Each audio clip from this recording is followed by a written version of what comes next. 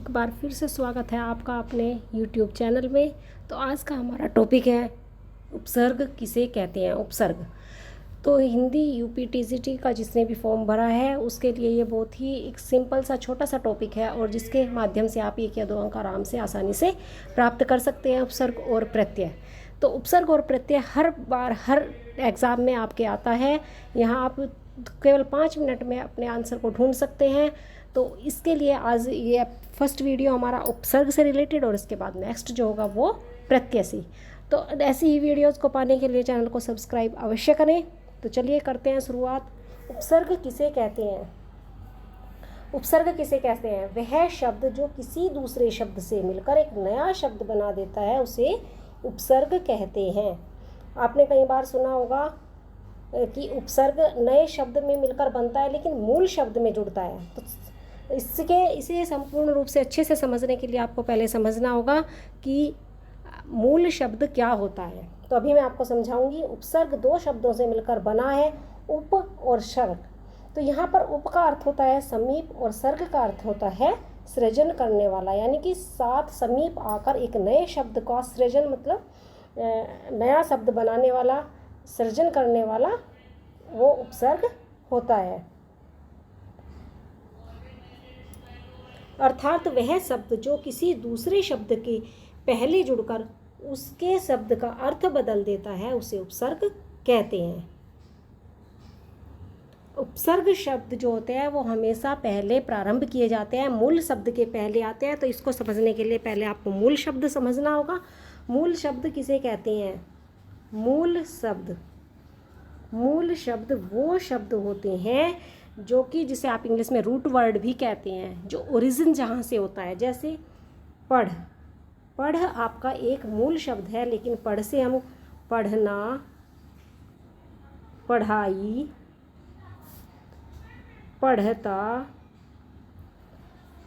अनपढ़ कितने ही शब्द बना सकते हैं, लेकिन जो पढ़ शब्द है आपका वो एक मूल शब्द है। इसे आप दूसरे उदाहरण से भी समझ सकते हैं। जैसे खा, खा से आपका क्या बनता है? खाना, दवा खाना, जो हम खाने वाला खाना खाते हैं, दवा खाना, और इसी तरीके से और भी बहुत से वर्ड्स जैसे खाया, खाता हूँ, तो बहुत से वर्ड आपके यहाँ से बन सकते हैं। तो खा जो शब्द है आपका वो मूल शब्द या रूट वर्ड होता है। अब एक और आप उदाहरण के माध्यम से मूल शब्द, उपसर्ग और प्रत्यय तीनों चीज़ों को एक साथ समझ सकते हैं।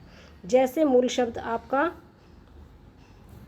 दुराभिमान, दुराभिमान। तो दुराभिमान जो शब्द है आपका वो 3 शब्द से मिलकर बना है। दुर प्लस अभी प्लस मान।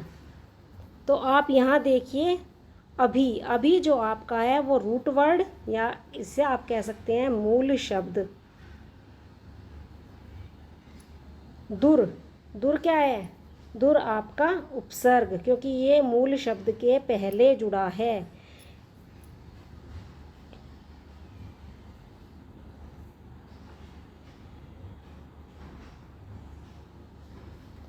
दुर उपसर्ग,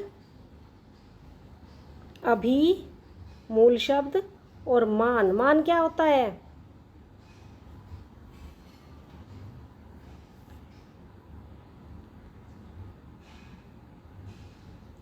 मान आपका प्रत्यय। ठीक है। तो इस प्रकार से एक उपसर्ग, मूल शब्द और प्रत्यय तीनों आप एक ही शब्द से अनुसार समझ सकते हैं। तो दुराभिमान में आपने समझा 3, एक दुर, अभी और मान 3 शब्दों से मिलकर बना है, जिसमें अभी आपका मूल शब्द, दुर आपका उपसर्ग और मान प्रत्यय होता है। तो आई थिंक आप समझ गए होंगे।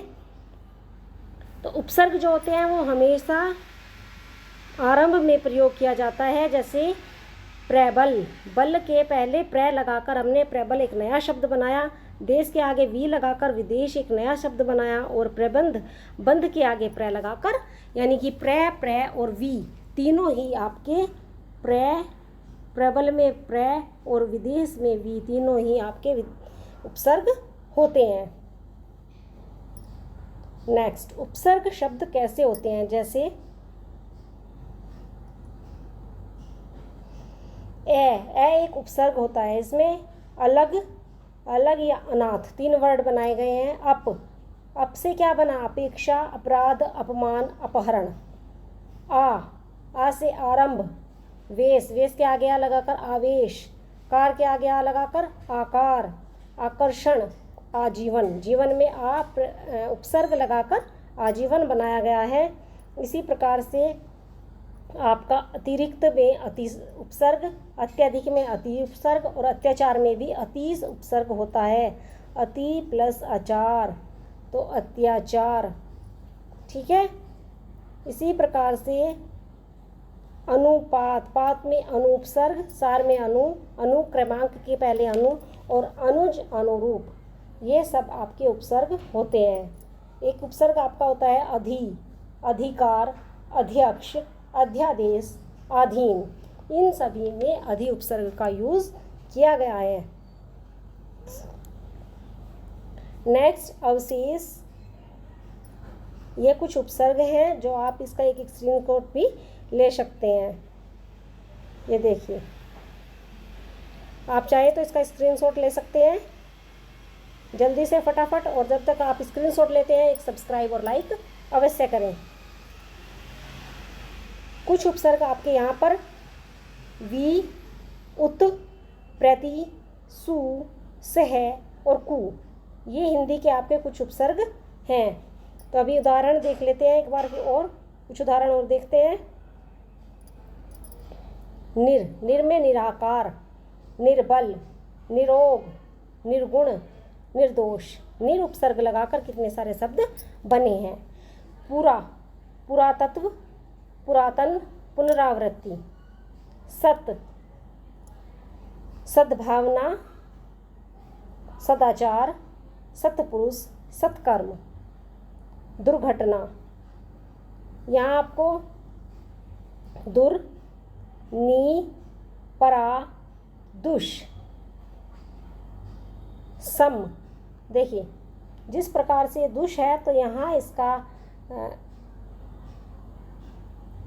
दुष प्लस कर्म, एक संधि आप समझेंगे, संधि के थ्रू इसे समझेंगे। लेकिन अभी क्योंकि संधि आपका एक अलग से वीडियो बनेगा, तो अभी आपको समझ नहीं आएगा। केवल आप ये करिए कि छोटा सा और का जब मिलता है, आ मिलता है, तो वो आधा सा में बदल जाता है। यहाँ आपका दुष्कर्म, दुस्साहस में आधा सा रह जाता है। संकीर्ण, सम का अंक बिंदी हो जाता है। जब कभी भी माँ और आ मिलते हैं तो कोई उसके बाद व्यंजन आता है, तो उसके बाद क्या होता है, सम आपके अंक बिंदी में चेंज हो जाता है। सम्मान, संगम, संविधान, सम। देखिए सम और सम में क्या डिफरेंस है।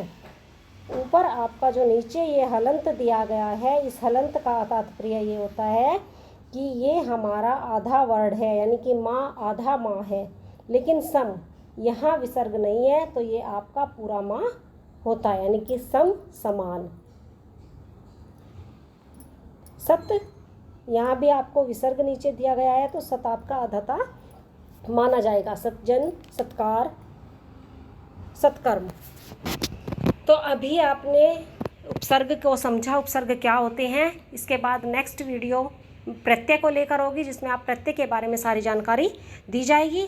आपकी यूपीटीसीटी के लिए हर प्रकार की वीडियो आपको यहाँ पर मिलेगी, लेकिन उसके लिए आपको इसे चैनल को लाइक और सब्सक्राइब अवश्य करें। धन्यवाद। आज के लिए इतना ही।